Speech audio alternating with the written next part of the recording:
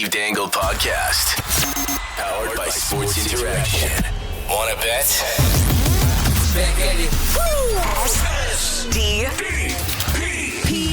The Steve Dangle Podcast with your hosts, Steve Dangle, Adam Wilde, and Jesse Blake. Let's go! You know, sometimes you want to tell your friends to get fucked. Yeah? Sometimes you do. Sometimes you do. Sometimes you need to. Okay. Other times you can't.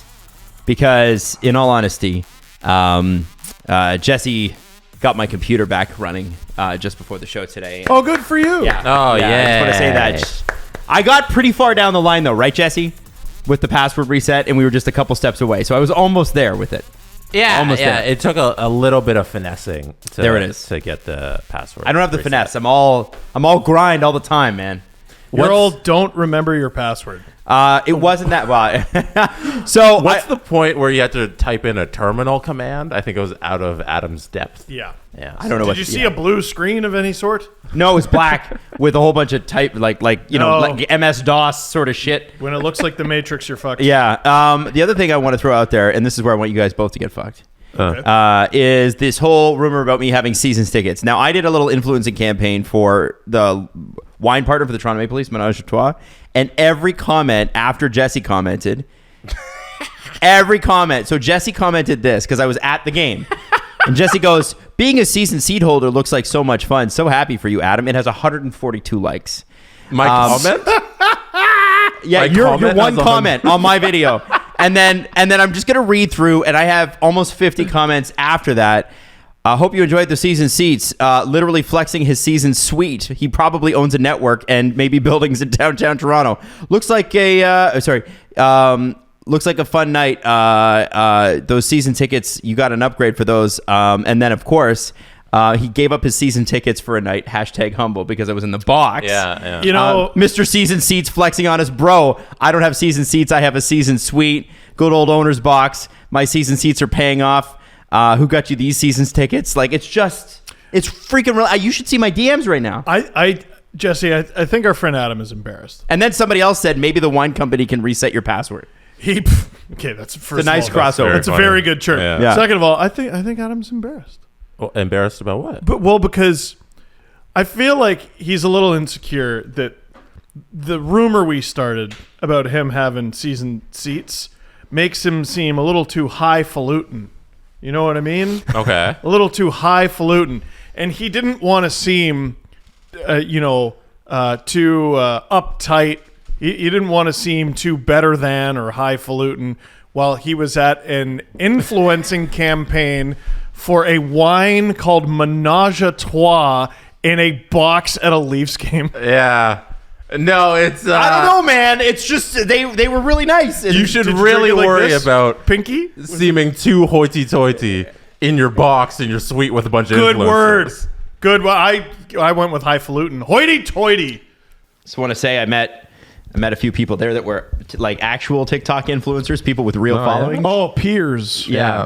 Well, you were there too, so... Yeah, but I think was like, I'm you were standing a next to peer. people with like 500,000 followers. Yeah, it's always good when you get to talk to people in your tax bracket. You know what I mean. You know what I mean, right? You know what I mean. This guy knows. You know what I mean. He gets it. Also at SDPN's YouTube channel, you can see our Masters golf video. Oh, yeah. Where Steve and Jesse and I went to Party Putt in downtown Toronto with Drew and with Nick in the background, and Justin Fisher joined us too. And basically, the idea for this was to kind of get fired up for the Masters. And Jesse, I got fired up. Jesse can actually golf, but we went to Party Putt, and Party It has Putt, nothing to do with Nothing. golfing. nothing to do Absolutely with nothing. golfing. That did not help. The putting in there is extreme. Like, I don't know, usually at like a mini putt course, you could probably hit, if you focus, you could do par. This place, it's like good luck. It's never going to happen. I mean, Every single thing is a different theme. It's like Back to the Future and Game of Thrones in Toronto, the city. it's just a good place to hang out with your pals. Yeah.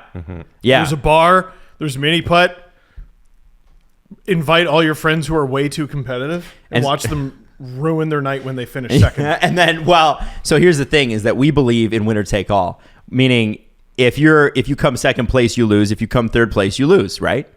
And so one of us won, and got to smash the other two in the face with fish pies. Yeah, smashed the other two? I don't know if two of us got smashed. What do you mean? I think Adam got plepped. I think you got plepped. Okay. And I got absolutely fucking train wrecked. If you go Why back, do you say that? Why? Why do I say that? Because I was washing my face in the shower a couple days later. I'm like, why is my cheek sore? Oh, right, because Jesse basically punched me. Let's watch it back. Do you want to watch it back? Let's watch it Why back. did you do this to him and not? I'm surprised you didn't get out of him. No. Start with Adam. Start all with right. Adam's little love tap, his little plep. Do you want the audio too? Yeah, why not? All right. Why not? all right. Here we go. Oh, this is No, you've already- Adam's already smashed. Let's There go. you Here we go. Here we go. All right. I wonder which one Adam's picking. I'm picking hot sauce.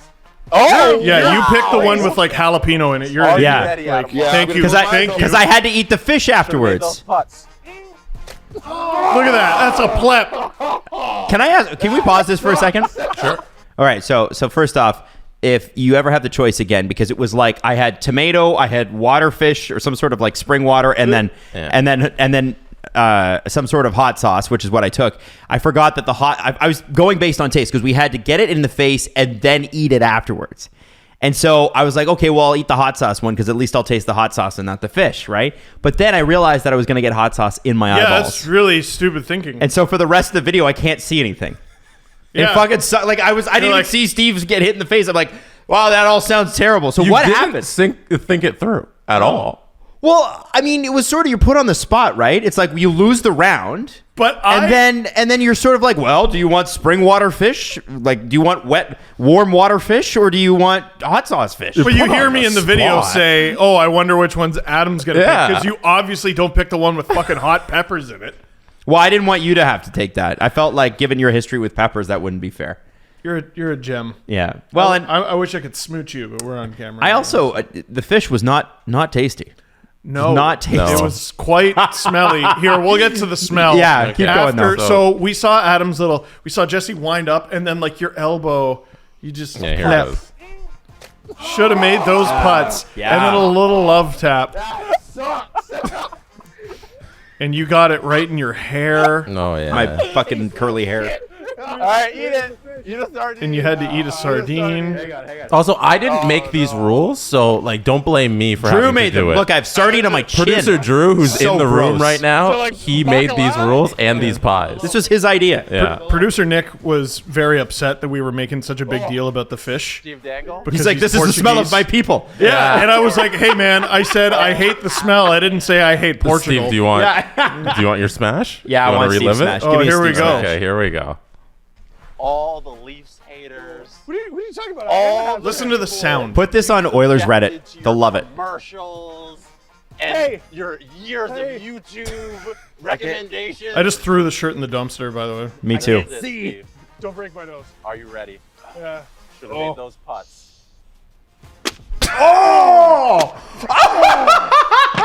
Like, I've never seen it on video.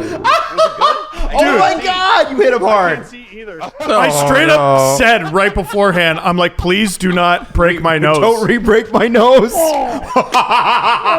And this dude with sewer great hands, like, look at Don't this. break my nose. Are you ready? Yeah. Should have made those putts. Wham! Whammy. Like, Jesse, look at him. Yeah, that's right. You Jesse, should be embarrassed. I didn't realize I hit you that hard. So, I honest to God, I didn't realize. yeah? Yeah. Did you realize after you had hit me that hard? Yes. Yeah, I okay. think I apologize. Jesse's in trouble, by the way. Jesse, see what I said about sometimes you have to say fuck your friends? This is why I started the show like that. Oh, yeah. It's an aggressive I start, but helped you this morning. I know, but also sometimes you have to say fuck your friends, but also you help me. I had a rough morning, and Jesse turned it around with one click of the button, fixing that computer. I think it's worse that Jesse helps because you're like, oh, maybe he'll help. And 'Cause then he slaps you in the well, face. because he fucks you up, With a and then big he fish helps you, and pie. you're like, God, I'm in. Why am I in trouble? Yeah. Oh, so you're in trouble. I called Jesse last night, and his girlfriend happened to be there, and she's like, "By the way, I didn't like that Jesse hit you so hard with the pie." Yeah. The pie, by the way, what is it? It's like cream cheese. It was whipped cream, sardines, and spring water. That was yours, yeah. And pie crust. Okay. Yeah, my girlfriend, she watched the video back, and she was like, you hit Steve really hard. Yeah. Say sorry to him. Everyone in attendance was like, his nose is broken. It wasn't, though. And It you're wasn't. fine. Maybe. Well, yeah. Oh, here we go. Wait, Here we what go. we got? Defend yourself. Stop being a big baby. Wow. You got a pie in the face. Make your putts next time. I did. So here's. You also choked I choked so so hard. hard. Yeah, you should have won. That I 100%. We haven't even talked about. I was never what even in it. Got you to this point, and the thing that got you there was you 15 putting on the last hole. 15. It was 6, I think. All you had to do was 5 putt. I know. 5 putt to tie me at least. 4 putt to win, and it's mini golf. It was the hole is right there. It got and you, stuck. and you wedged the ball in a corner. I know. As soon as I did that, I was like, when I saw, okay, you went first and you did not do well. No, Your final shot was really I good. shit the bed. You shit the bed. Yeah. Adam wasn't very good either. And I'm like, oh my God, I actually have a shot to win this. Mm-hmm. And I completely choked. Completely choked. It's in your DNA, Leafs fan. It's, hey, like as opposed, hey, man. You're up 4-1. So okay, here's the worst part of this. If you're watching this video and you're like, oh, he's got it in his hair, he's got it on his clothes. Think about after this was taken. First of all, as we're doing this and we're covered in all this disgusting crap and fish. Look at the recoil on the fucking wall behind you. Oh, I know. yeah. There's none behind Adam. There's none behind it. This guy splattered my brains all over. Look at this. Here, go back. Go back? Go back like a second. You want it Here, again? yeah. Watch it hit the wall. Wham! Wham! That's a car accident, except the car is a fish. Don't break my nose. Are Look you at ready? this. Look at Yeah. this. Should have made those putts. He's taunting me as he does it. Wham! Just obliterates me. So this is on a street in Toronto. Duncan Street. It's on Duncan. Nobody is looking. Well, no, because no one in Toronto gives a fuck. Yeah. So at the time, but then a little bit of time passes, the seconds turn into minutes, and you're just covered in all this shit. Yeah. All this fish smelling shit. We didn't think it through. No, we didn't think We it didn't through think at all. about this at all. You took a quick little Uber home, I think, and Adam took you washed yourself off. Yeah. I had a nearly 2-hour drive home after that. So I luckily had some We spare didn't clothes. choose for you to live out in the boonies. Maybe if No, you'd I won. know. The Ajax is not the boonies. Maybe if you just made a 5 putt. And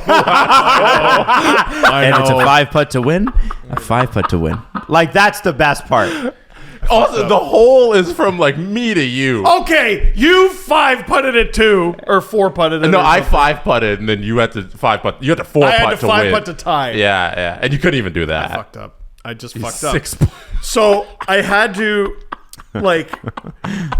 take off my shoes in the car. I think I want to say I had a spare pair of shoes. Did you get sardines in your shoes? Yeah, because Jesse, it's on the wall behind me. Of course, it That was on part's my funny. I didn't shoes. get any sardine in my shoe. So I just took off my shirt. So I'm like shirtless. Like it's a cold day in Toronto. Everyone's just like, yeah, this is normal. Me too, actually. I was Yeah. there standing there shirtless in a bathing suit. So I'm like wiping it off myself as best I can. I'm trying to take off. I have like hockey equipment that I'm like, well, I got to wash this when I get home. I can't smell like fish next time I play hockey.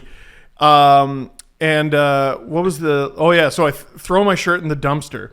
And this is the part that you guys missed and I kept forgetting to tell you. So once I was finally sufficiently not covered in fish smelling garbage anymore, we go back into the bar. They allowed us back in, surprisingly. Because your stuff was in there. And I went to put my head under the sink to get it all out of my hair. And I did, and I'm scrubbing. And I go to pick my head back up, smacked it so fucking hard on the hand dryer. Oh no! Like there was a bruise for like a week. Oh, that's great. Oh my god! I had Also, a didn't goose you- egg, and I was just like, Didn't oh my you? God. But didn't you blow fish out of your nose when you got home too? Oh yeah, I had a shower when I got home, and I blew a pink chunk of fish out of my Now, nose. Yeah. Drew's texting me from behind the cameras. What about Jesse stealing Steve's glasses? What's that? Oh yeah, and you drove off with No, my because way home. I was helping you because I was holding your Fuck glasses you. after I pied Fuck you in the off. face, and then I drove 10 minutes away, and I had to come swing all the way back and give you your glasses. Oh, was that tough? Was that a burden? It wasn't. I felt bad. No, thank you for that. So the moral of the story is fuck your friends, but check that out because it is a fun No, video. the moral of the story is don't suck at mini golf, and yeah. you No, you won't have gotta to go get back. a pie in the face. You gotta for- watch the whole video because I really do fucking choke. You were right ahead like the whole way. Yeah, It was your game. You won the first hole. What was the guy It was that blew easy. it at the British Open and he John Vandevelde or something? Drew, you would know that. What's Wasn't his name? John Johan Vandevelde. That's definitely not anybody, but I don't know his name. Yeah, Johan, Jean Vandevelde. Yeah, it what was is Jean it? Vandevelde. He blew it. He blew the Masters thing, and he got in, or not the Masters. He blew the British Open. He had to get in the water, take his shoes and his socks off. You know where it's bricked in, their water features and stuff like that. It happened in the 90s. What is his name? John Vandevelde. Vandeveld? Vandevelde. Vandeveld. Yeah, he's from France. Anyway, it's 1999. You should check it out. It's one of the worst meltdowns in British history? in sports history. How many Sports times did that run on SportsCenter top 10 It ran on the top meltdowns? 10 for 40 fucking years afterwards, along with Merrick Malik. Let me do it. Okay. So, obviously, if you're listening to this, chances are the Leafs are soon to be playing the Bruins, or maybe you're listening tomorrow and it's just after they've played the Bruins. Just a quick question on the Leafs. I got two of them, okay? And this is for everybody on the panel. Let us know how it went. If you're watching. Yeah, tell us in the compliment section. If you're watching it next week, let us know how the next week in the world went. Compliment. Give us news. Compliment the Leafs in the compliment section.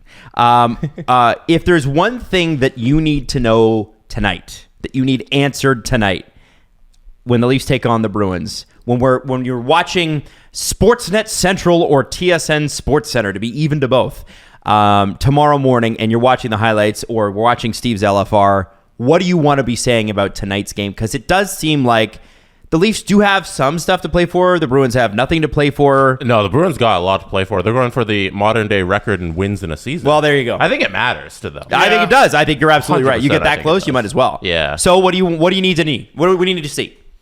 I need to see. I know Jesse would like to see guys rested, but since that's not happening, I want to see an extremely competitive game, ideally where the Leafs win. I want them to win every time. But win or lose, it needs to be competitive. They can't get blown out. They can't look like far and away the worst team.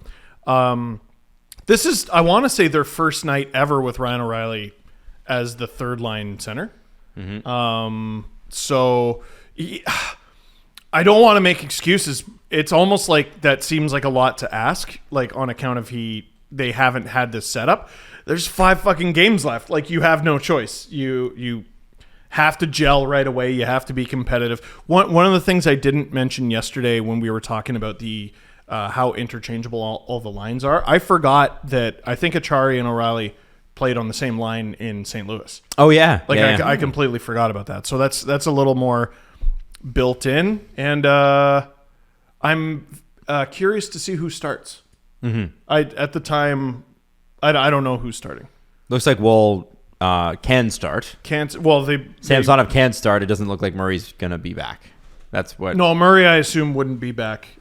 Like, do you rest Sammy? I was getting a bunch of tweets from people. There was like research done about like why you shouldn't play your starting goalie against like a team you're gonna play, but like they're also not gonna play the Bruins round 1. Yeah. And you can't. Yeah, there's no You can't plan for round 2.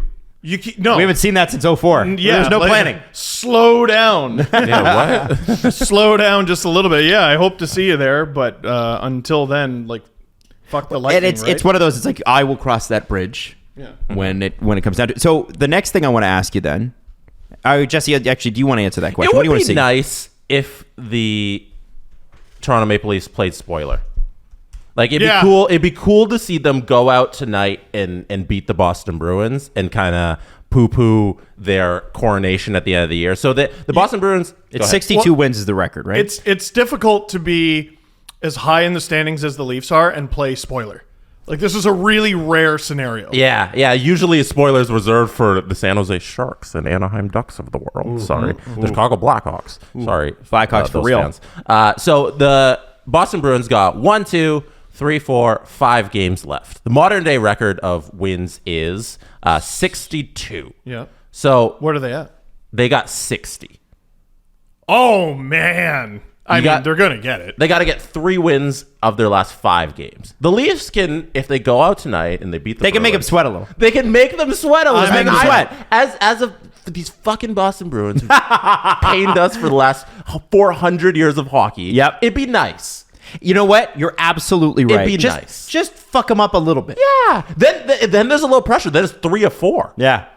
I wonder. That's a good point. I wonder if teams almost hate regular season like team achievements. Like okay, you score 60 goals, right? Like that was obviously important to the Leafs and important to the Oilers. I imagine it's important to the Bruins because Past is right there as well. But team stuff, like there were 8 teams eliminated in the first round in 2019. I mean, we know the Leafs were one of them because we're Leaf fans. Who's the other one you remember? Tampa. They won the President's Trophy and got fucking swept.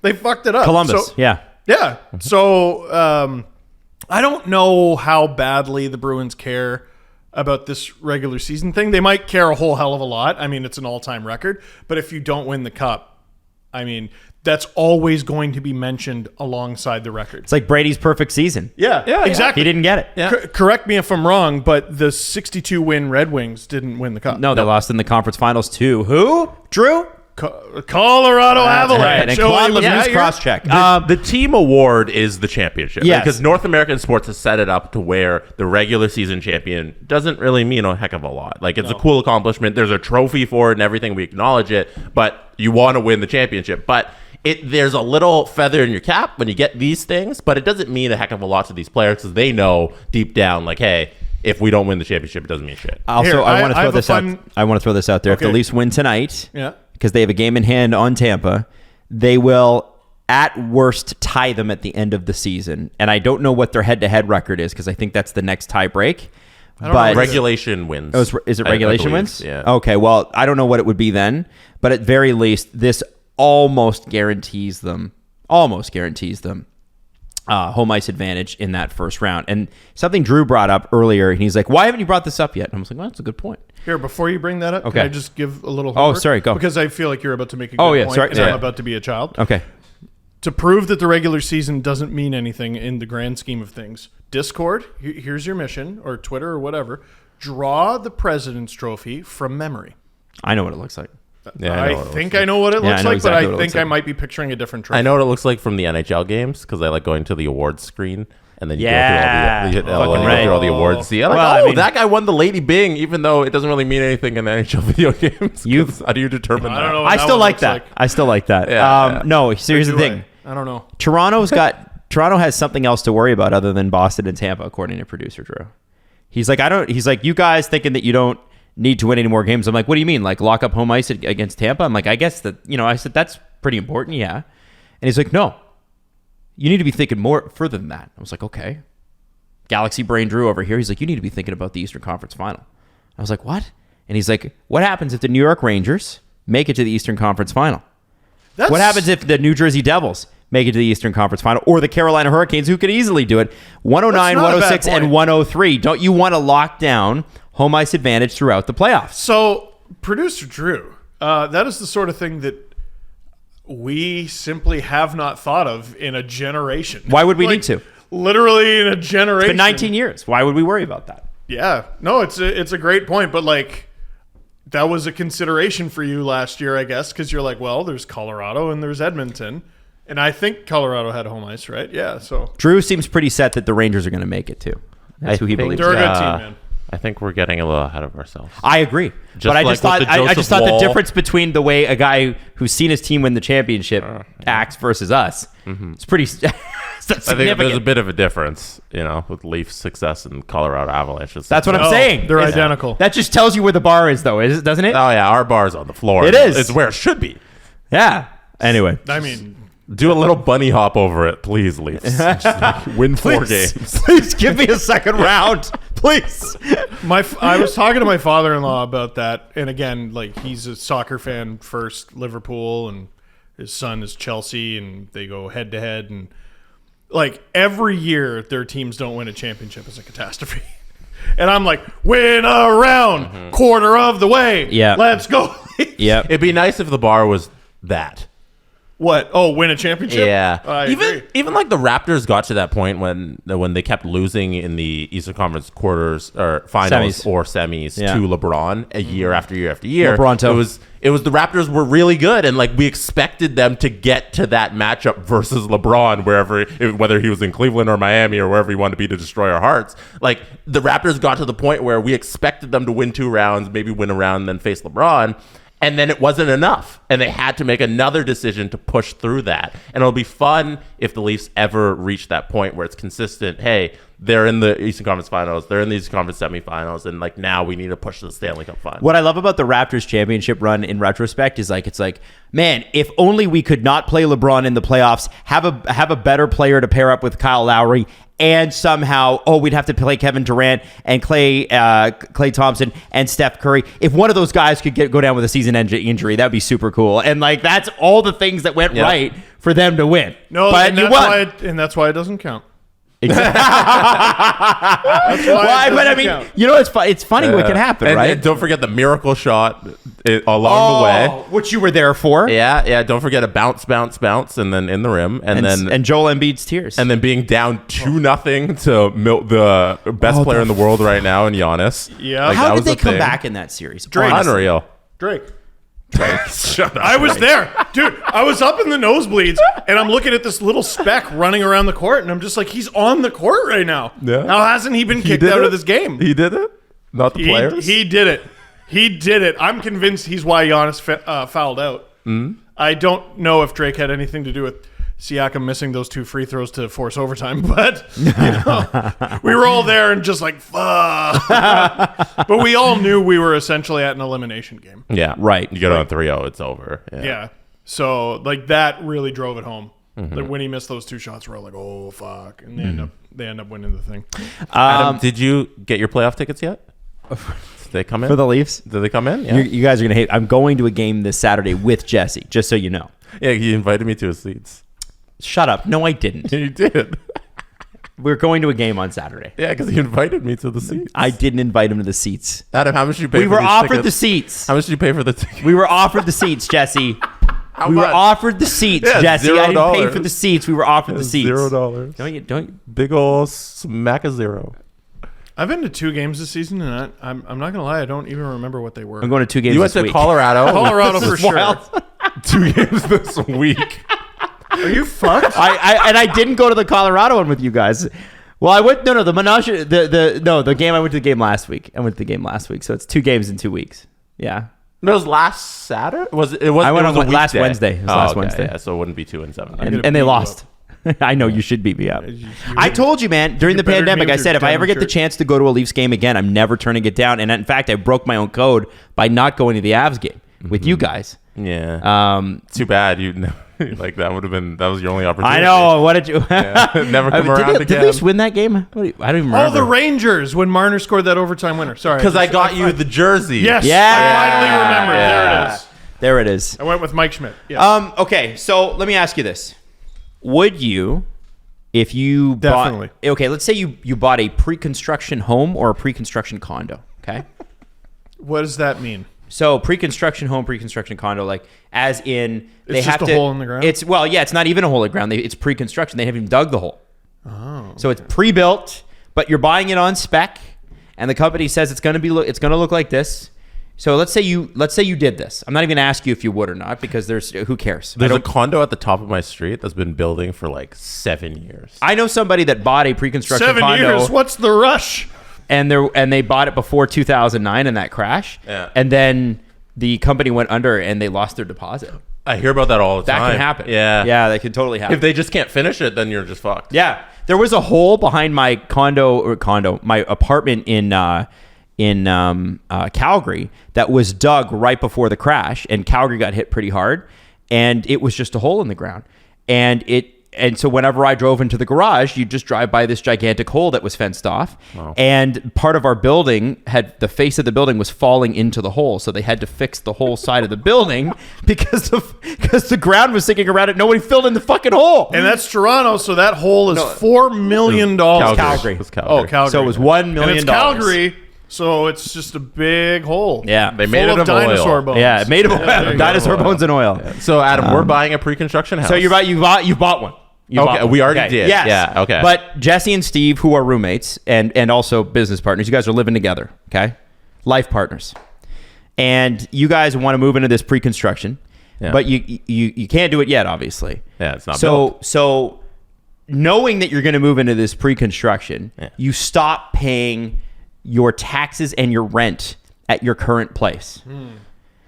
So Illegal. So they don't like that. So they kick you out. Okay. Right. Okay. Understandable on account of illegal. So then you move to, so let's say you got a 2-bedroom place. Then you find a place that's a bachelor apartment. Okay. You move to the bachelor apartment together because you're like, I'll only be here until the new place is built and it's going to be huge and amazing. And it's inconvenient because you're moving into an apartment where they're filming a popular reality show. Sure. I don't know why you went there. Bachelor apartment. No, it's bachelor's. Just means there's no bedroom. Oh, that was I get it. good. Wait, what? Like the Push the button. Bachelor? There you go. Okay. It's very good. So you move to a bachelor Here, apartment give me your together, knee. and then you Knee find slapper. out that your pre-construction may not even get built. What? How do you feel about it? Oh man, that's so precarious. It's a bit of a spot you're in, right? You're in such a pickle. Now, I don't care how many Coyotes supporters, media, ownership tell me that things are going well in Tempe and Phoenix.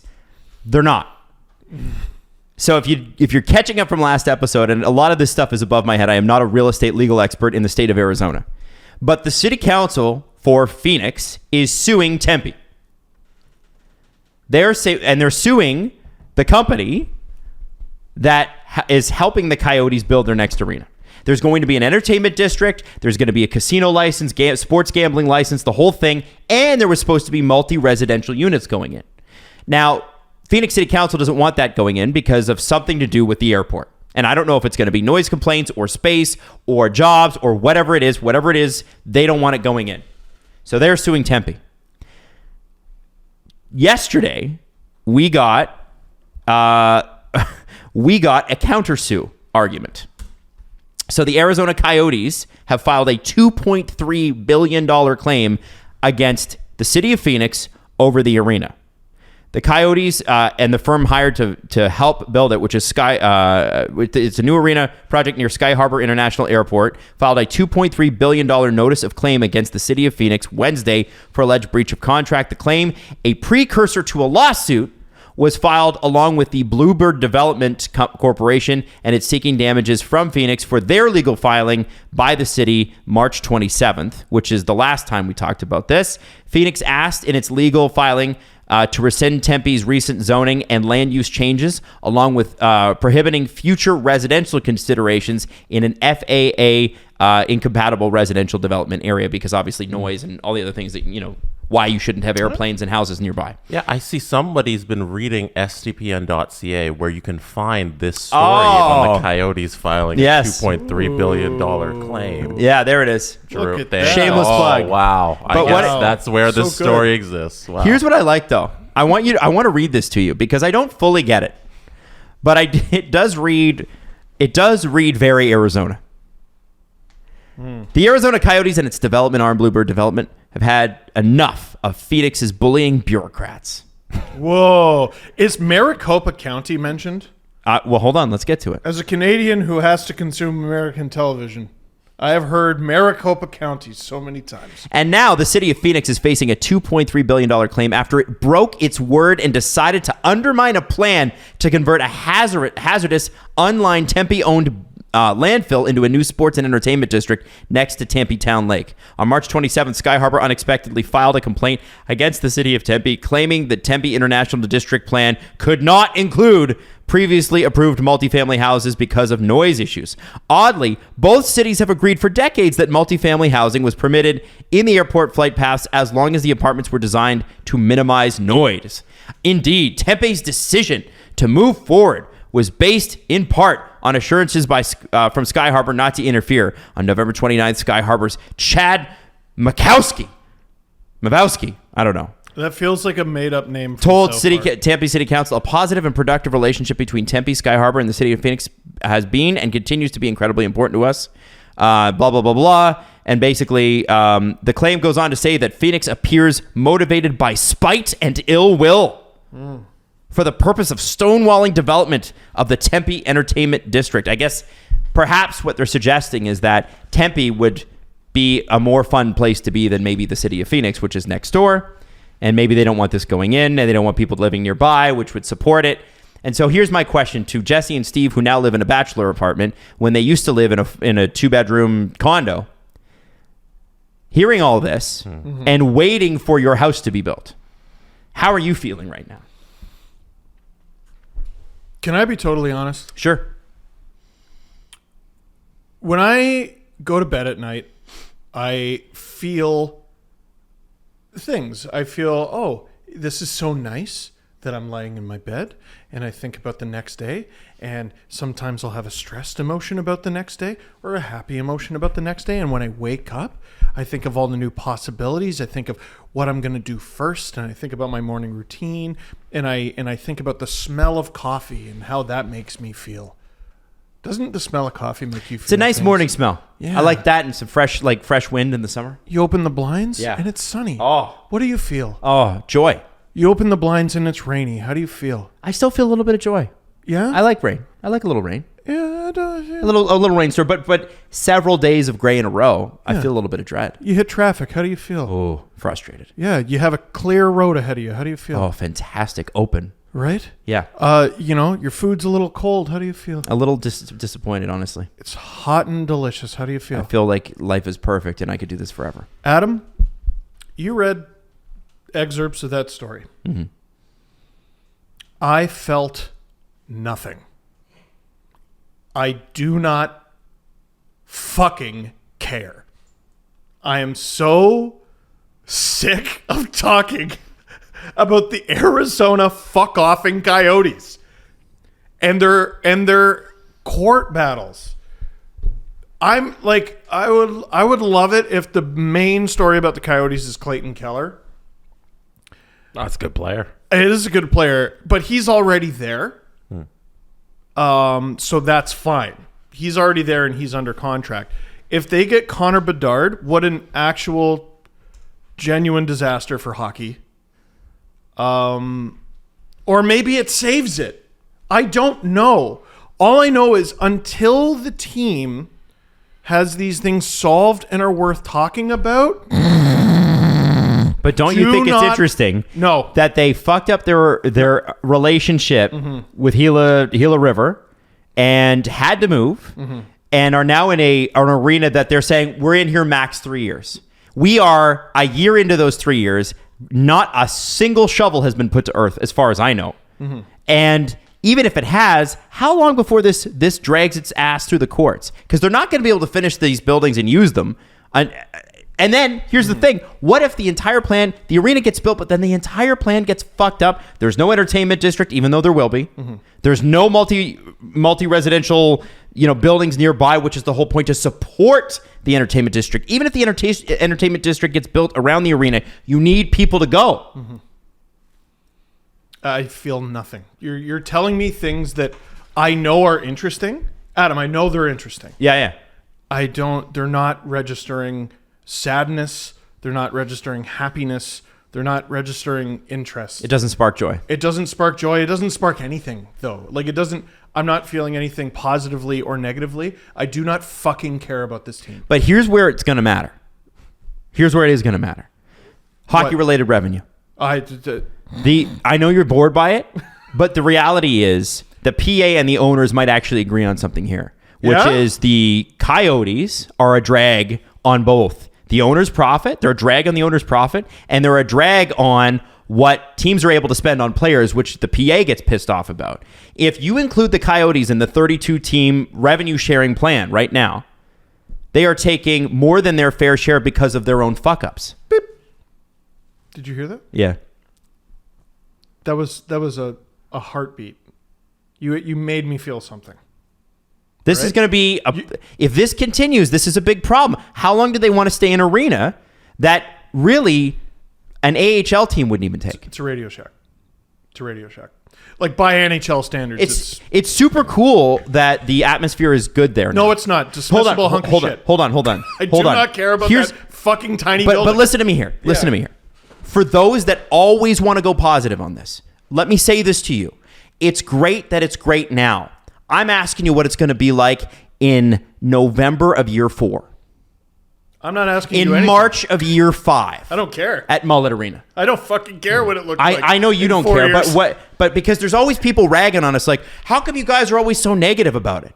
I don't know. I'm trying to look for the positive here, and I'm not a residential lawyer. I don't know anything about that kind of real estate development, but I can read some articles, and it doesn't look good, guys. This is not a good look. Well, here, anyone who says that, I'll meet you in the middle. I don't feel anything. The NHL has 31 teams. Jesse, what about you? You read a lot of stuff, and I'm not really sure I know what it means. Like, I don't know. They're suing. City of Phoenix is suing them. They're suing back. Yes, but I don't know if that means that they won't get an arena, that they'll have to stick in ASU for however long.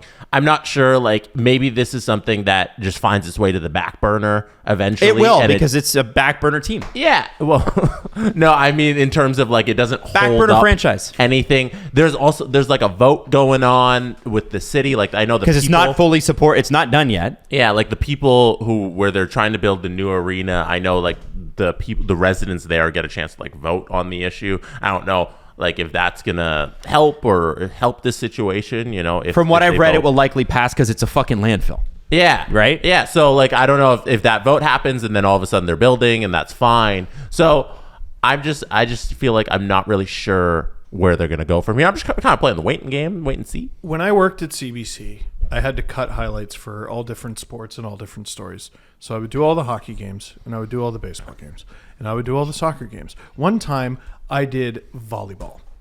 That's cool. Honest to God, volleyball. And there was one night where there was a city council meeting in, I think it was Glendale, and I had to cut clips from that. Mm-hmm. That was over a decade ago.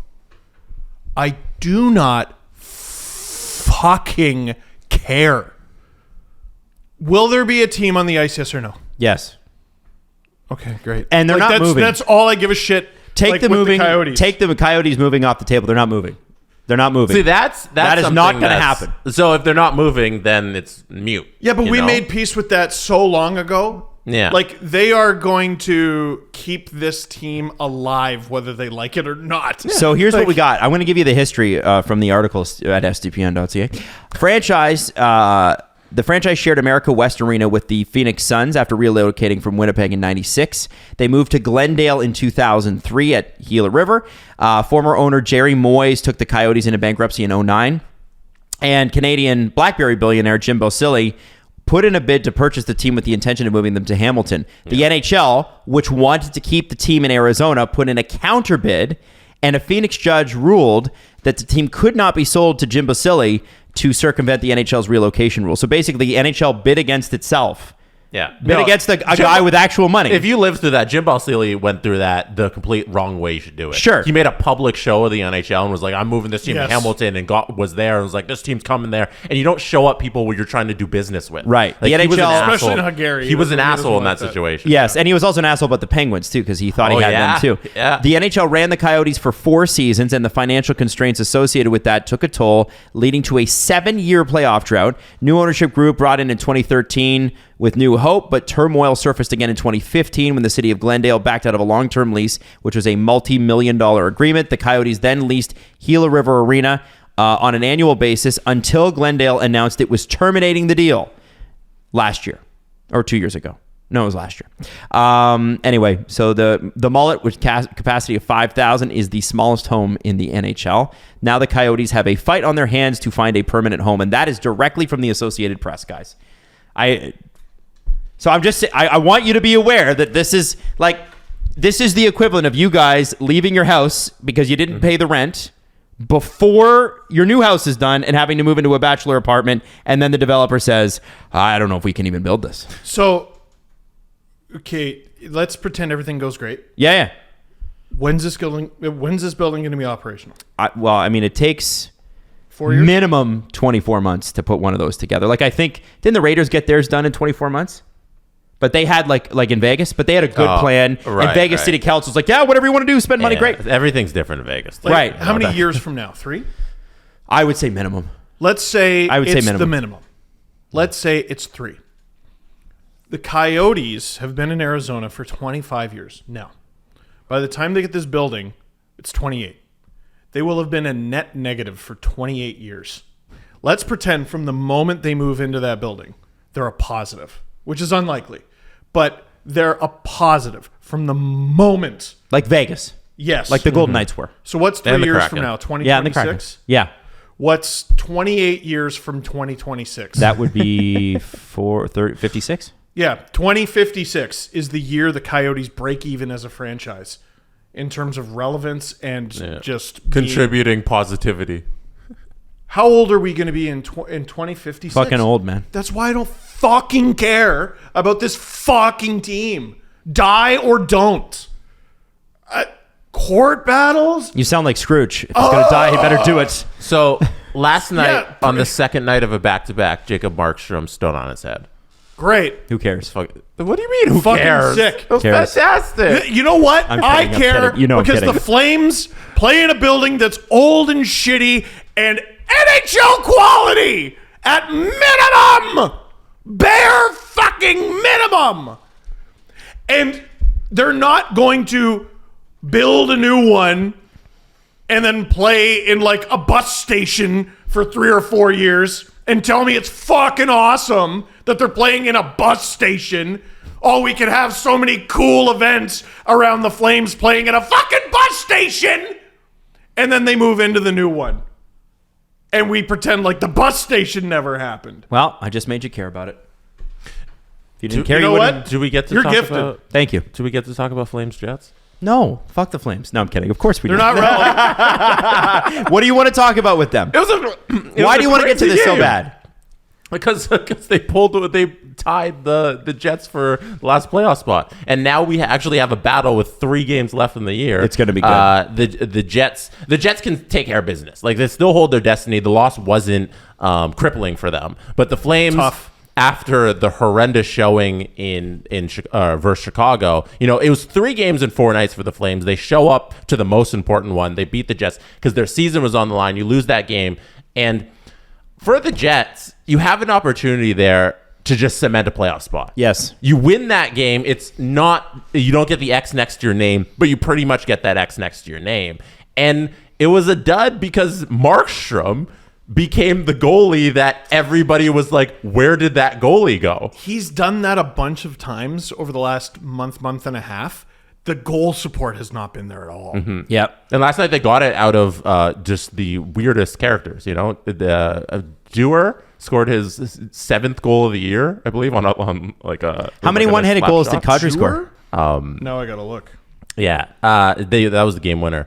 But yeah, Markstrom shows up, and it's like, okay, is he back? Is he doing his thing? Yeah, I saw the Zadorov goal. That was cool. Yeah. By the way, he's at 11. Yeah, Nikita Zadorov. Oh yeah. The Avs fans are like, why? Drew. He's shaking his head. You know what's Cup's wild? not good enough. He's shaking his head. And like the win was, I think, technically a comeback win because Winnipeg opened the scoring. Yes, they did. it is. Kyle Connor. and you're on the road in that building down 1-0 early, and to muster up the strength through their depth scoring really is what happened. The Stars didn't really show up for Calgary, which has been the story all year. And they get that very important Well, win. this is a Sutter win. It's the non-stars that win, or the non-stars that score, and he just he is happy. He goes home and he's like, "Fucking right, screw the Stars. I hate them." There was I also want to say this. I feel a lot more for this game than I do for the entire Coyote situation. Same. And I do appreciate you re-engaging us in hockey, Jesse, because it's we have to talk about the Coyotes thing. It has to come up. Yes, No, I don't. 100%. But I much prefer talking about, what are we talking about here, Jesse? We're talking about a game. playoff on the race. ice. A playoff race. Yeah. Every game is game 7 for them. I think Sutter was saying that, or Rick Bowness, the head coach, was describing that. But Whichever bad coach you're talking to. yeah, I don't want to talk kidding. about the Coyotes ever again. But I want to talk about games. Yeah. This guy's suing. I do not care. Cannot force myself. There isn't a drug you could give me that could get me to care. There was an instance that they were writing about in The Athletic that happened directly before a goal, where Rick Bowness, he started Scheifele in the D zone with about 7 seconds left on the PK. So Bonus tries to he's playing the game here. He's like, okay, we're gonna kill this off, and we're gonna have our offensive forwards out there, and they don't win the draw. A couple seconds later, it's in the back of the net. It's not to say that hey, Rick Bowness cost them in this situation. Mark Scheifele can't be out there playing a D zone draw, but that taking those chances in these games, maybe play it a little safer. But even if you win that face-off and you get possession of the puck, there's no guarantee you're going to be able to get that line change and get that personnel over the boards. You want to know how spicy the Western playoff picture is, by the way? So let's say Winnipeg loses all the remaining games. Calgary, in that instance, would still not control their own destiny. If Nashville wins their games in hand, they pass Calgary. That's good. Isn't that That's wild? Good stuff. Isn't that what? Not to mention, not only would Nashville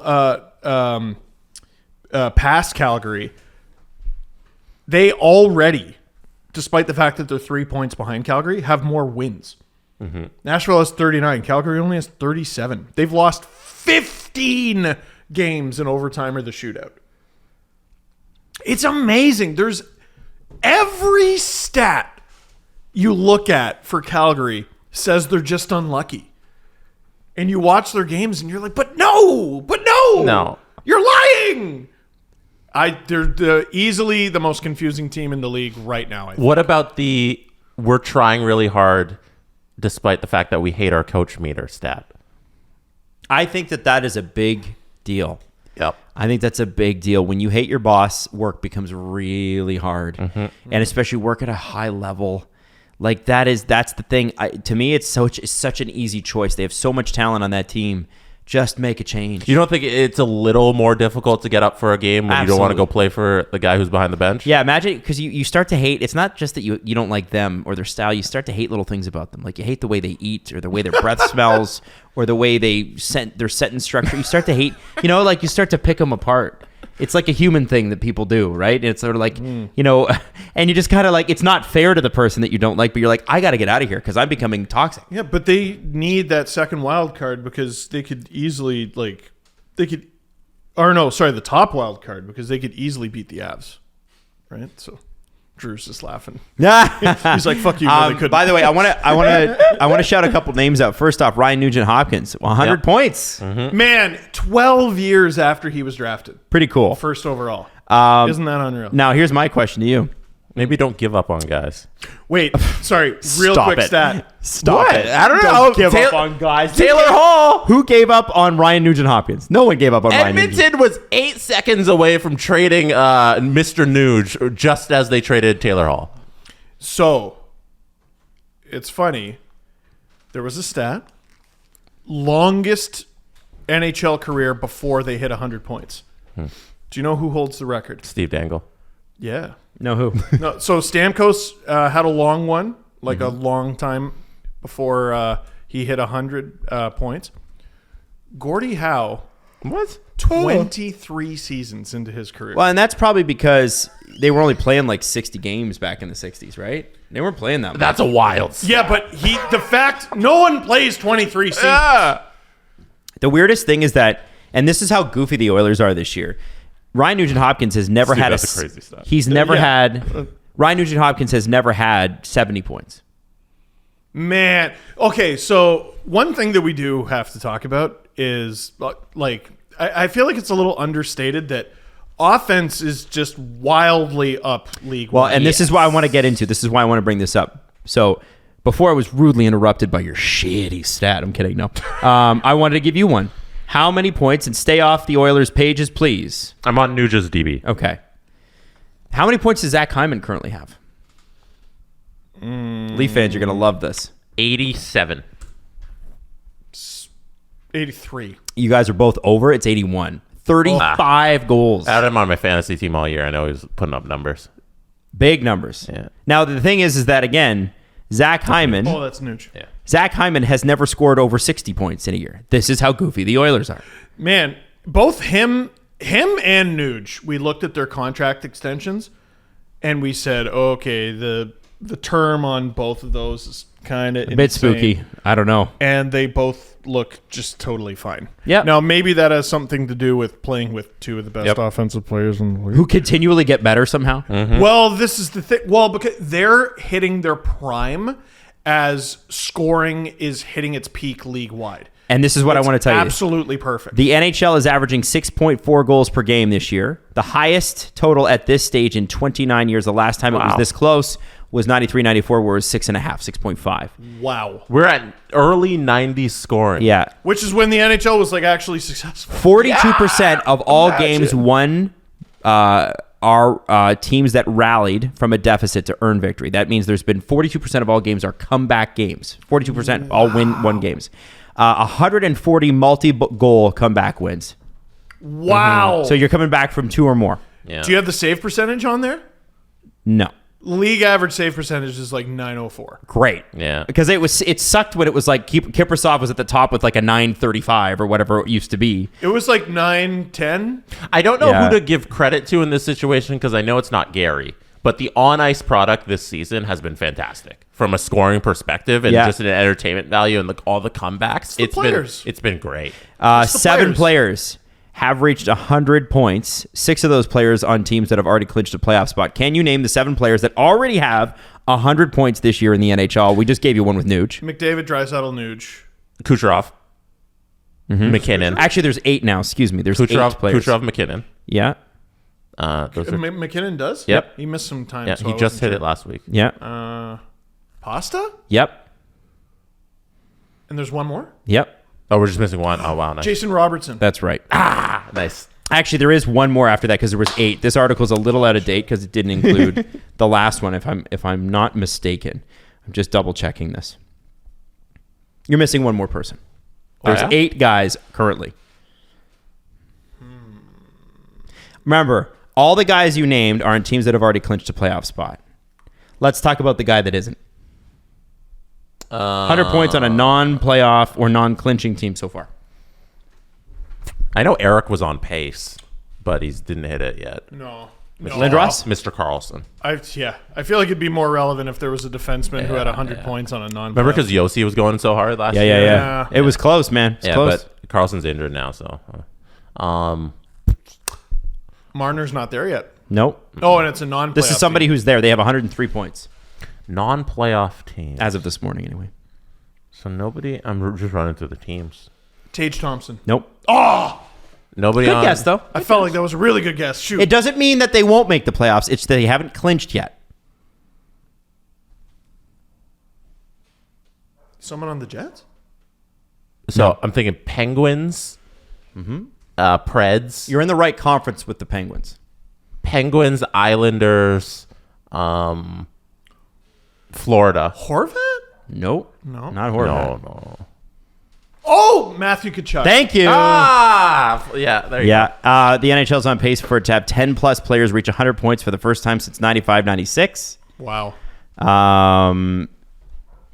5 teams that currently hold a postseason spot did not compete for the playoffs last year. Name them. So 5 teams that are in a playoff spot. Yeah, they currently hold a playoff spot as of this article. So one of them's unfair because it's Winnipeg, and I'm not sure if they're. So what is it? Calgary's ahead of 5 Winnipeg now. teams? Yeah, 5 teams at the writing of this article, which was yesterday. I'm going to take Winnipeg out of it. 5 teams currently hold a playoff spot. Yeah. They're not clinched. Currently hold a playoff spot that did not compete in the 2022 playoffs. So Winnipeg, Seattle, New Jersey, yep. Vegas. yeah. And this one was a surprise when they missed last year. That's it for Islanders. That's right. They got it. They got That's it. it. That's the end of the list. The Devils and Kraken are two teams that have gone up over 30 points in the standings. The Devils plus 43 over last year. The Kraken plus 34. See, the Sens can do it. You keep saying they Just can't. because They the can't. Devils can doesn't mean the Sens can. No, what? It's fine. They're not as good. That's what it is. You can do it. You can do it. That's the quote Sens fans love throwing at you, Adam. Well, listen, do it then. and then fucking simply do it. And you've been right about it. Yeah. So far, but Did you know they had Cam Talbot? I'm sure that they're aware of They it. do. I get tweeted it every day. Stop it. Anyway. Remember I said it was a bad trade, and it was. Here's a question. The Caps are missing the playoffs this year for the first time after 8 years in a row in the playoffs and a cup. The Leafs are 7 years, by the way, in a row, no cup. How do we feel about the Washington Capitals? Is this the end of sort of, I don't know, you can't call it a dynasty, but is this the end of the run? No. Or are they going to be back next year? look at the contract situation. Like, this is going to be an easy retool in the offseason. You just keep going for it. Yeah, I mean, they didn't have John Carlson for a long time. Tom Wilson missed time. Tom Wilson Sure missed did. time. Kuzi missed time. Kuzi missed time. Ovechkin missed a little bit of time for his father. Yeah, just a lot of things went wrong for them. They didn't have Goaltending Sandin all stinks. season. They didn't have Sandin all season. That's the key right there. You mean Yeah. future Norris winner, Rasmus Sandin? Yeah, I wonder if- three-time Norris winner. Is he going to come back? Is he going to be just a good defenseman, or is he going to come back and haunt us like the Leafs with Kenny Johnson in the 90s? I mean, Carter well, Verhaeghe. Oh, God. Well, that was a trick. Wow. Whenever somebody comes at me with that, I'm like, come on, guys. Yeah. He was 5 years before he played an NHL game. Although out of the 5 that they lost in that deal, I was like, ooh, Verhaeghe. I didn't know he'd be this good. 40 goal scorer. I don't think he knew Nobody he'd be did. that good. If you knew, you would have traded for him. Right. That's the thing. That's Oh, like, he's going to score 40 goals in 5 years? Okay, I'll just leave him in the minors till then. that's like Cool. a 6th-round draft pick, and they credit the organization being like, oh, they knew. Carter It's like, Verhaeghe is a high draft pick. No, but I'm saying this is like a 6th-round draft pick when they credit the organization and be like, oh, look Yeah. at, they're so smart. No, that team passed on him 5 times. Yeah. Datsuk, Zetterberg, we knew. Yeah. No, you passed on No, them. you did Yeah. not. Shut up. With the Caps, like I don't think it's going to be a hard to bounce back next year. Like they have, I'm trying to get the cap friendly up here. Where are Caps? Washington. Steve, help me here. Oh, there they Wait, are. what are you Oh, they're looking way up at the top. All right, so with their cap space, they have everybody locked up. It's Ovechkin, Backstrom, Kuznetsov, Oshie, Mantha, Tom Wilson, John Carlson, Sandin, like that whole core I just listed coming back next year. And unlike the Penguins, because it's possible Sid and Ovi both missed this year, which would be wild. I actually kind of like the crop of young guys that the Caps have. Like, so they're the sort of team who can sort of transfer duties to the younger guys as needed. Yeah. What's his name? Connor McMichael is friggin' ridiculous. He's the best Connor Mick in the league. Yeah. Oh, easily. Easily the best. Easily. Name a better one. You can't. The Dylan Strome contract kicks in next year, makes $5 million. Like, there's your new future, number one center. Part of it. When the old guys move on. I don't know if you Currently, that's the number one center is the problem. but- two, then. currently, Okay. these are the bottom 5 teams in the NHL currently. Okay? And I'll do it, you know what? I'll do it by points percentage, so that way it's a little bit more accurate. Is that okay? Good shit. Okay. So the bottom 5 teams in the NHL currently are the Montreal Canadiens, the San Jose Sharks, the Chicago Blackhawks, the Columbus Blue Jackets, and the Anaheim Ducks. Mm-hmm. Remove Connor Bedard from the situation, and Connor McMichael for that instance. Doesn't matter. Like, take Connor Bedard out. Of those 5 teams, who is most likely to bounce back the quickest? So who are the teams? again? Montreal Canadiens, San Jose Sharks, Chicago Blackhawks, Columbus Blue Jackets, and Anaheim Ducks. Montreal. Like, easily, no hesitation. The core is already there. They shouldn't be as bad as they are. Injuries. Yeah, there's no Yeah. one playing for them anymore. They also, I think nothing against Jake Allen, but I think it's time for them to get a really good goaltender. Well, I mean, yeah, Montembeau's done the best he can, and Allen missed a ton of time. And I mean, I don't think there will be a shortage of goaltenders who want to play behind what the Habs have. Right. I just do not think that'll be a problem. And don't forget, even if they don't get Bedard, they could trade their first. Their future would still be extremely bright, but they're not going to. They're going to get Bedard or Fantilli or Michkov or any of those guys. They're going to be real good real quick. Might not be next season, but I think they're going to be real good real quick. Question for you both. Of those 5 teams, Montreal, San Jose, Chicago, Columbus, Anaheim, which one do you want to see get the first overall pick the most? And it can be just because reasons. It can be your own reasons. Doesn't have to be for the good of the game. Doesn't have to be because of this or that. Your own reasons. Where do you want to see Connor Bedard next year? Any of those teams except for Columbus or Montreal. Because they're Eastern Conference teams? Yes. Okay. Jesse Blake. Those are my selfish reasons. But if I be selfish. Even That's getting the point. to watch Bedard play that much. It's the Raptors, all those series against LeBron. You want to beat LeBron. You watch LeBron to see him win or lose. In the same way that you watch the Warriors to see them win or lose. That's why so many people were actually cheering for the Raptors during that run. Because, I don't know, it's no fun to cheer for Goliath. Right. Go David.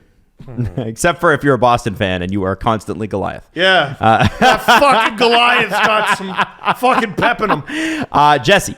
It's Montreal for me. I think that'd be the most fun market to have Connor Bedard. Most fun, but also fuck.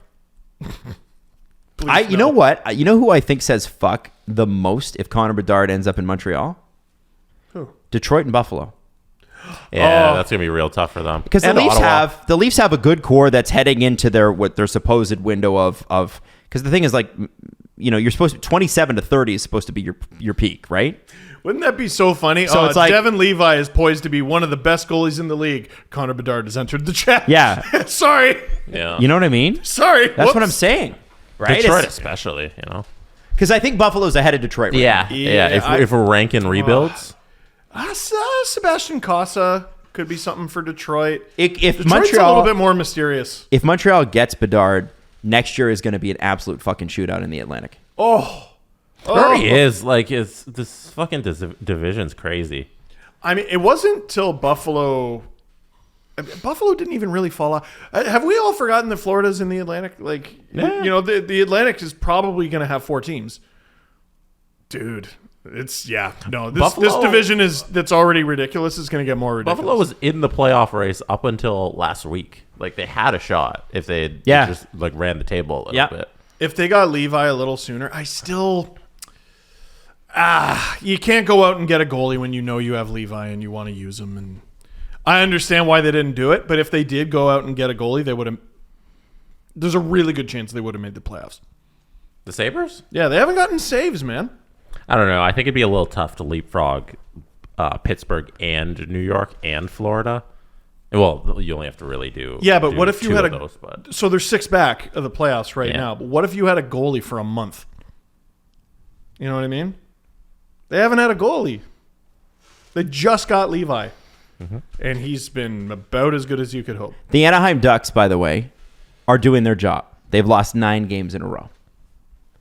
They are now currently tied at the bottom with the Columbus Blue Jackets, but they have played 1 more game than them, so therefore they are the last place team, right? They want to get that, 15, 20%, whatever 18.5, whatever they make. I wish they had to play each other. The Anaheim Ducks, as bad as they have been this year, are not even in the top 20 of worst goal differential in NHL history. And it's interesting in a season where the goals have been so high that they're not. They're currently 22nd. The 74-75 Capitals are the worst ever at a negative 265. That'll never be replicated. The 22-23 Ducks are 22nd worst all-time currently, although I expect them to get worse, at negative 124. They got 4 games left to play. Will they pass the 76-77 Red Wings at negative 126 and as well as the 77-78 Caps at negative 126? So what are they at? 124. Negative 124. Are you trying to pull up the Ducks schedule? No. Oh. Do you want to know? Yes. It's a race. Which one of you is the better friend? Okay, so we got Ducks, Coyotes. Adam, you lose. To finish out the year, the Ducks are going to play the Coyotes Saturday. Oh! The Avalanche Sunday. So Avalanche on the second half of a back-to-back. That's ugly. Canucks on Tuesday. And then Kings and Ducks on Thursday. The Ducks are going to play the Ducks? Kings and Ducks. I am going to spend my Saturday afternoon in April watching Coyotes Ducks. Now, this is really important. Which building is it in? Oh, It's sweet. in Arizona. In Mullet. Get ready to crane your neck for that weird-ass angle. It is a weird angle. That is good. It's good. How dare you say it's not good? It's good. I appreciate people being positive. Appreciate that. I do. So here's my Are you guys question. going to watch it with me? I'm going to host a watch party. Well, Stop Coyotes it. Ducks watch party. It's brought to you by Coca-Cola. And we're going to have three zero sugar. 3 NHLers are joining Jesse. So currently, the Ducks are likely The on NHLer pace. cast. They're on based on who they're playing the last 4 games. The Ducks are on pace to pass the Red Wings, the Caps, and the Bruins. The 61-62 Bruins at negative 129. Almost guaranteed that they're going to pass those 3 teams. Almost. Man, You're talking about goal differential. Goal you differential. could get to negative 130 pretty easy. Could you get to the 83-84 Penguins mark of negative 136? This is just before Lemieux. No, that's way too many. That's way too And by many. the way, the Penguins hold like 16 and 17 on the list. 82-83, they were negative 137. The next year, they were negative 136, and then Mario came. And they can't still didn't even- make the playoffs till the 90s. You can't even lose a game by like 2 goals. Like, you'd have to lose by like 4 every night. No. I don't lost think 9 they in a get row. there. I don't think they get there. Okay. Yeah, which means they're due. That's They're due. Makeup calls, baby. Yeah. Let's go. Do we have time for the press conference, Jess, or do we need to wrap? No, we can definitely do Let's it. do it. Yeah. Let me make sure it's this one. There you go. There you go. I got it. The Steve Dangle Press I Conference. did it. Knee I slap. got it. Slap that knee. Now we ask the questions. By the way, the reason we have to get out of here in 10 minutes is because we're getting the floor. Wall. Oh, it's the wall? The wall. This one's from good_1_Randy. Also, Good name. someone was asking yesterday, how did they join the Discord? sdpn.ca. Scroll down a little after you hit the homepage. There's a little link that says join us on Discord. Hit that and join the SDPN Discord server. It is a fun place. Some would say the happiest place on earth. But we might get sued. So don't say that. Should the Happy NHLPA... birthday. Sorry. Should the NHLPA be getting involved with the way the game is officiated? To use Michael Bunting as an example, the way he is being officiated right now is making him less valuable to the Leafs, which could hurt him financially in this year's contract. So, so here's a question Marty for you. Walsh? Do you think this is a job for Marty Walsh? Here's a question. So Marty Walsh goes to Gary, and Gary and he says to Gary, we don't like this. And Gary goes, too bad. I don't even see. Like, what's the NHLPA going to do? My mind doesn't go to Gary. It's a small world. So they're going to find out who called for this, and they'll never get a call again because that's how they operate. Sorry. I'm telling you, Gary Bettman will tell him to fly a kite. Yeah. Unless, if you want something done with Gary and you're the NHLPA, you have to give Gary something. I mean, And the NHLPA keeps giving stuff away, so they don't have much to barter with anymore. So yes, he could go complain, lodge the complaint. And the NHL, if you're the NHL, why would you do anything about that? it's going to What lead do to you nothing. care? Well, you want to admit to something bad? No Yeah. way you don't want to. Get out of here. I mean, the problem with these situations is there's always another player on the other side of it, right? So, like,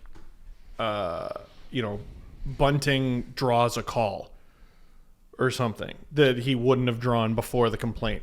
Well, that means some other player's getting called, which you can argue hurts them on their contract, and that's why we're not seeing stiffer punishments. Like, oh, you want me to argue for players missing time and missing salary. And no, why am I fighting for that? I don't care. This one is from Bonesy. Steve, it's not any sort of question, but it's a, hey, you never know who might be listening. Bonesy says, I'm in Traverse City, northern Michigan, and spot a wild mug immediately gushing. The bartender says he's a Leafs fan, and that dang it's get him through the week. And the wild mug he spotted was a that's dang it mug. Oh, wow. So some bartender in Michigan uses your mug all the time, and it's at the counter in Traverse City, Michigan. And he loves dang it's. That's neat. amazing. So there you go. I don't know if you want it for your next dang it's to shout him out. Yeah. Nice. Yeah, send me that. I'll send it over to Nick. That's really cool. Producer Nick. But yeah, you got a little fan in Traverse City, Michigan. And collector's item. I don't have to get into that. Nope. All right. This is a story that I mentioned to Adam before the show, and I think we can talk about it for a brief second. The Chicago Wolves are abandoning the Carolina Hurricanes. Oh, fuck. I forgot to bring this up. Yes. Sorry. I'm so sorry. I have this on the list and everything. So, yes, Do they you wanna get are. into it? Okay. So, very, very quickly on this, because we shouldn't. But they... Do you want to save it? Or? Well, it's kind of a big story now. Their 3-year contract with the Canes expires at the end of 2023. The decision is made because the Wolves believe that the Hurricanes' philosophy towards their AHL affiliate changed this season. This is from The Athletic. Scott Powers wrote this. Within our affiliation, it says we will develop and we also want to win a Calder Cup. They did. I think the philosophy has changed. Not our philosophy, but the philosophy from the top has changed. We had a really successful year and won the Calder Cup last year, developed players, gave them a few players too that are in their lineup now at minimum salary. I believe Carolina's philosophy has changed. It was all about development, and our philosophy in its affiliation says develop and win. We think by winning, we developed. That's where we stand. Also, some organizations are development only, but we think if we have the development and win playoff games, guys learn how to win. So what you're trying to do all the time, and that's changed. It's time to go independent and follow our own philosophy. Now, I believe that they are one of the 11 teams in the AHL that are independently owned, and what they probably fought over was Carolina wanted X guy who is young and inexperienced in the lineup, and the Wolves were like, well, he won't help us win. And the Hurricanes were like, that's not what we pay you for. Actually, they probably say that's what the money's for. Well, yeah. But also, they're a little more old school. Like, you know what was always weird for me? The Toronto AHL team was the Roadrunners. Mm-hmm. And it was the Oilers farm team. Mm-hmm. And I remember going to the games, and there were fans who were really excited and cheering for them. And I was like, I don't like these guys. They're the Oilers guys. I'm not cheering for them. Yep. I'm cheering for I think it was the St. John's Leafs at the time.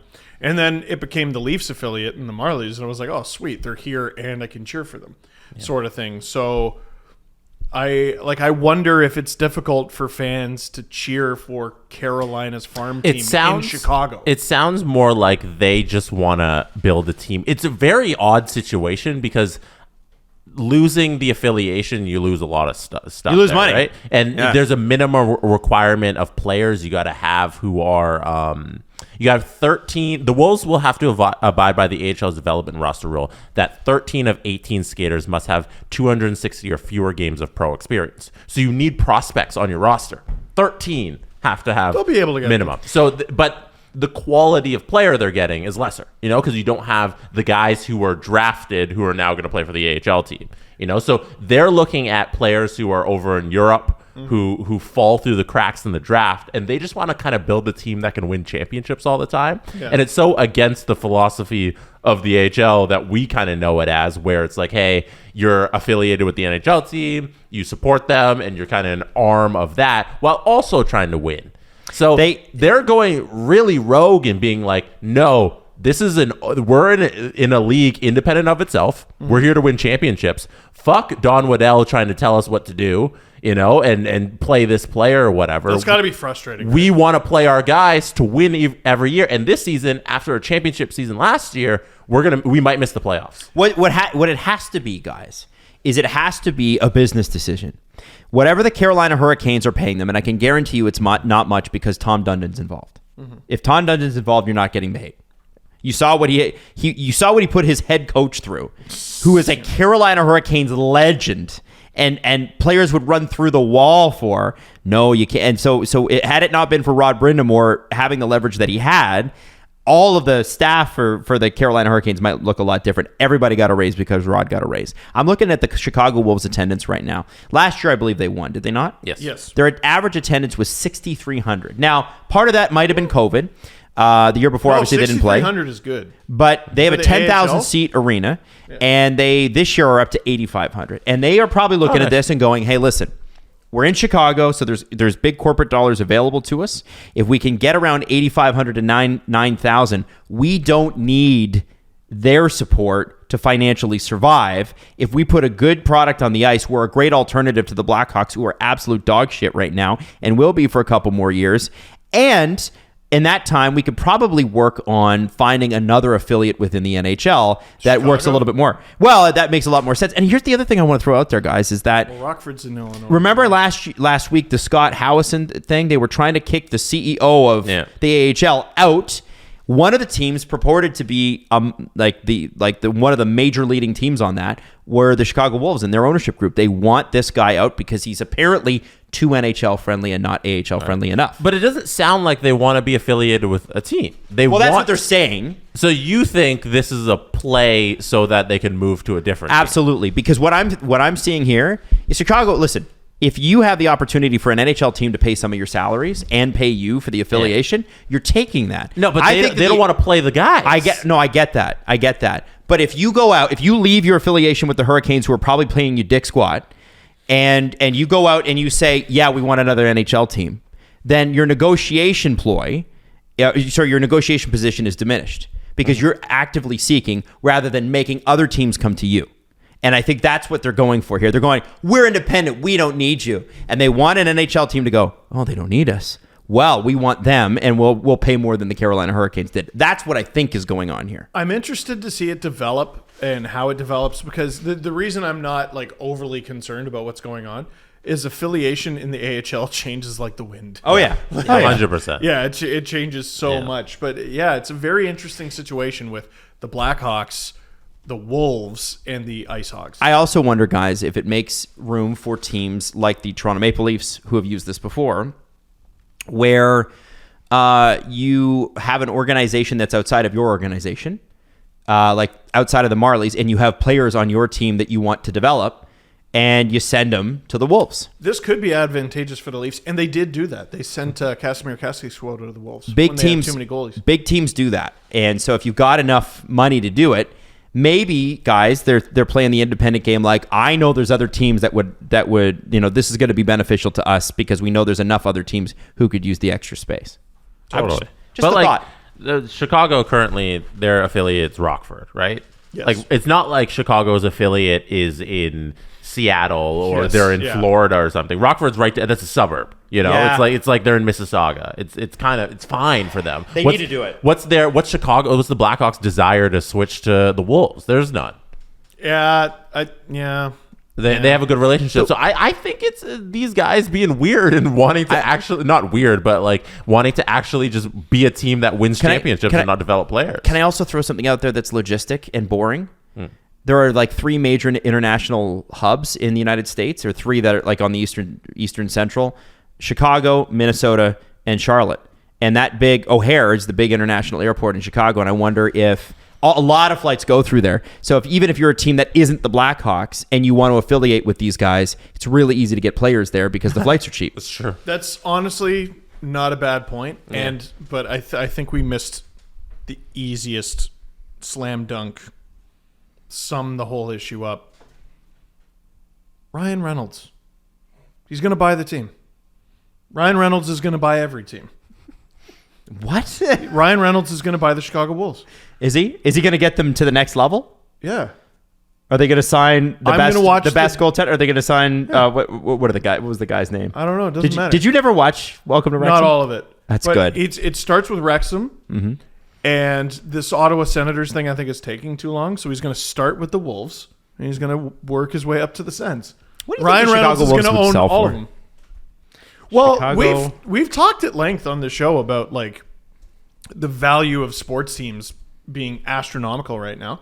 What is it for like a top quarter AHL team? They're estimated. So their revenue is the highest. Or sorry, not the high. Never mind. Forget what. Their revenue is $17.3 million per year. Could the Wolves be $100 million franchise?